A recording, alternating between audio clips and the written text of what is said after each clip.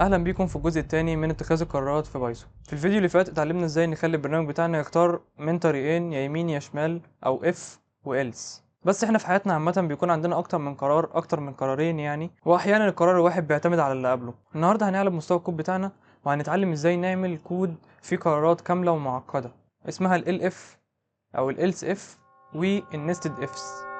يلا بينا. اول مستوى في التعقيد عندنا هو ان الطريق نفسه اللي احنا ماشيين فيه لقينا جواه طريق تاني احنا مش عارفين نمشي فين. زي اكنك دخلت مثلا باب الرئيسي من مكان ولقيت جوه المكان فيه بابين، انت تخش انهي؟ دي بنسميها النستد افس او الشروط المتداخله. لو انا جيت هنا وقلت اكس بتساوي 42، هنكتب اف اكس اكبر من واحد، وما تنساش تعمل علامه الكولون.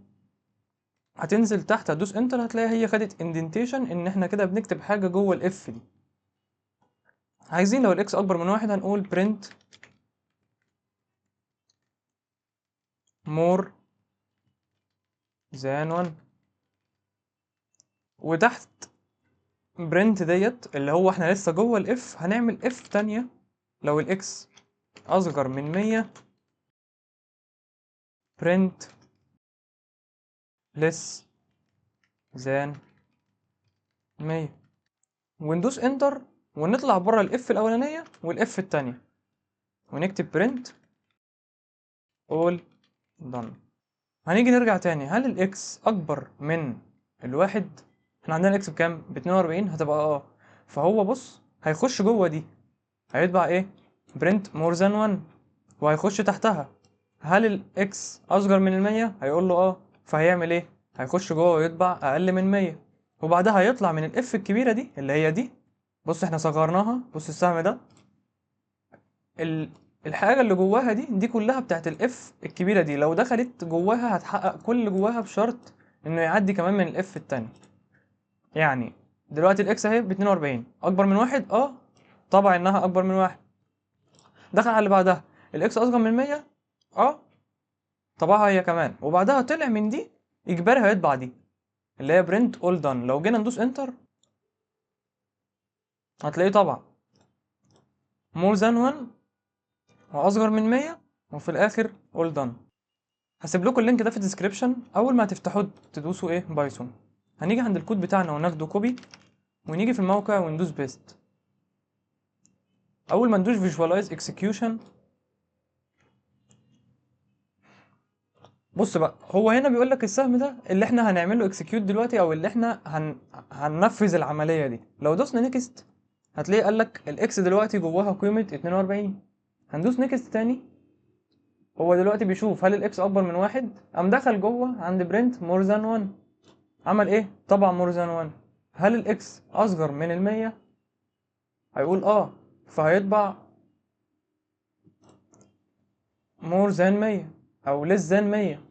بعدها هنا برنت اول دان طبعا. طيب لو احنا جينا عدلنا الكود بتاعنا وخليناه مثلا الاكس دي بسالب واحد، تعالى كده ناخدها برضه في الموقع وندوس edit this code ونعدلها وندوس visualize execution ونشوف ايه اللي هيحصل. الاكس بتساوي سالب واحد، هل الاكس اكبر من واحد؟ لا. عمل ايه؟ not، لان كل ده طلع عنده بفولس اللي هي لا، فطالما دي لا مش هيخش للي جواها اصلا، كل ده هيعدي على طول من غير ما يتنفذ، وفي الاخر هيطبع all done.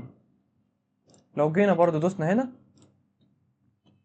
هتلاقيه طبع all done. ليه؟ الاكس مش اكبر من واحد، فطالما هي مش اكبر من واحد هو مش هيخش اصلا على كل ده، حتى لو هي اصغر من 100، هي اصغر من 100 بس هي مش هتعدي طالما ما عدتش من دي، يبقى هي مش هتخش اللي تحت كله، اكن دي كده مش موجوده.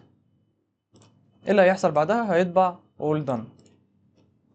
فنعمل ايه؟ هو صندوق وجواه صندوق، لو الشرط الاول الخارجي ما اتحققش الكمبيوتر اصلا مش هيبص على الصندوق اللي جوه نهائي. دي طريقه قويه جدا نعمل بيها فلاتر ورا بعض للداتا بتاعتنا بعدين.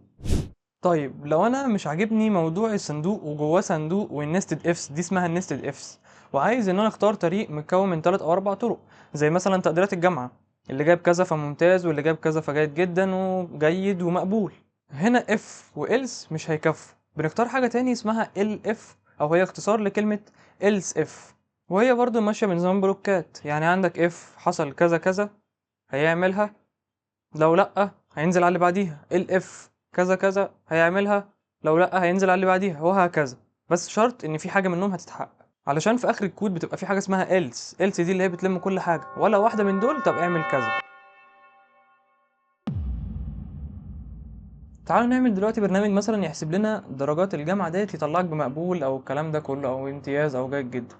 هنعمل variable هنسميه grade بتساوي input، او هنكتب هنا enter your score، وهنيجي تحت نكتب if grade اكبر من او تساوي مثلا 90 درجة، هيعمل ايه؟ هيعمل print ايه مثلا. ولو جينا تحت بس بره الاف دي، لان احنا بننزل بالترتيب if او elif grade اكبر من او تساوي 75 مثلا، print b. وبرضه هننزل تحت ونطلع بره الelse if ديت وهنكتب elif grade اكبر من او تساوي 65.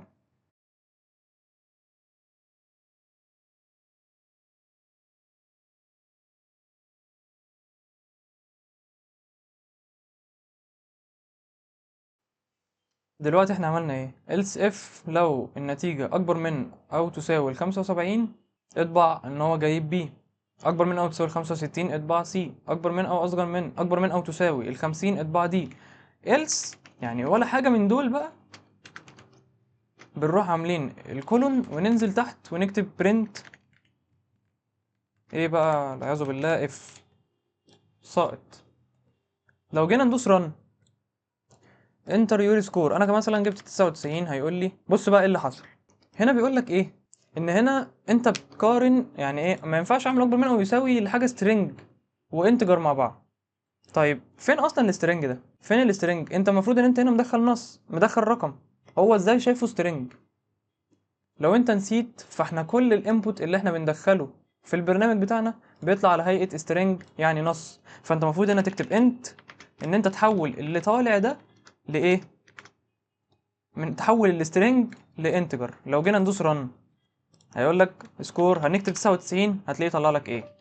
ليه اتحلت؟ علشان احنا كنا النص، الرقم اللي احنا بندخله بيعتبر على انه نص، واحنا النص ده لازم نحوله لانتجر علشان نعرف نقارن بيه مع الارقام اللي احنا حاطينها جوه الشروط دي. لو جينا برضو نخش تاني نجرب انتر، هنكتب مثلا 50 هيطلع لي دي. طيب لو انا بقى كتبت رقم صغير خالص هيطلع لي اف. تعالوا ناخد الكود بتاعنا برضو ونخش على نفس الموقع بتاعنا، ونخش على الموقع بتاعنا ونعمل برضو edit وندوز visualize execution ونشوف. هنا جاب لك interview score، هنكتب مثلا 100 وندوس submit. هيخش هل x اكبر من 90؟ هيطبع ايه بعدها؟ خلاص البرنامج خلص. ولو انا رجعت تاني وقال لي input enter your input او enter your score، وكتبت هنا 20 ودوسنا submit، هتيجي تشوف هيخش على اول واحدة، تاني واحدة، كل ده مش بيتنفذ لان انت ولا حققت الشرط ده ولا حققت الشرط ده ولا حققت الشرط ده. هيخش على اللي بعدها، هل حققنا الشرط ده؟ هيلاقي لا. بعدها else هيطبع في الاخر print if.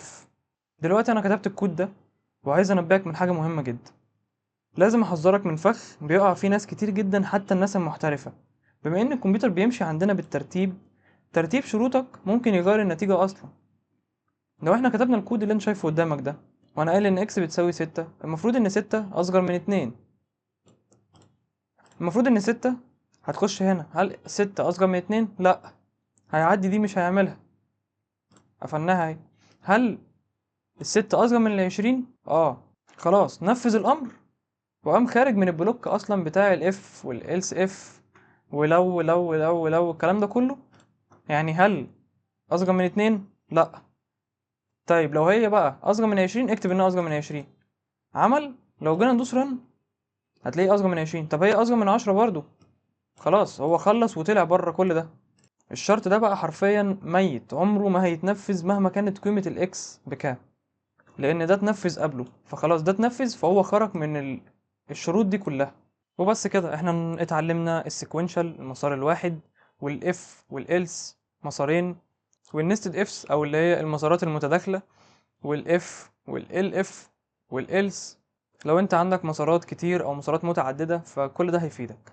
عايزك تجرب تاني تكتب الكود بتاع درجات الطلاب، ان هو ياخد النتيجة من الشخص ويقول له لو درجتك كذا هيعمل ايه، ولو درجتك كذا هيعمل ايه، A B C D لحد الاف، ونشوف النتيجة بتاعتكو، ووروني ابعتولي الكود في الكومنتات.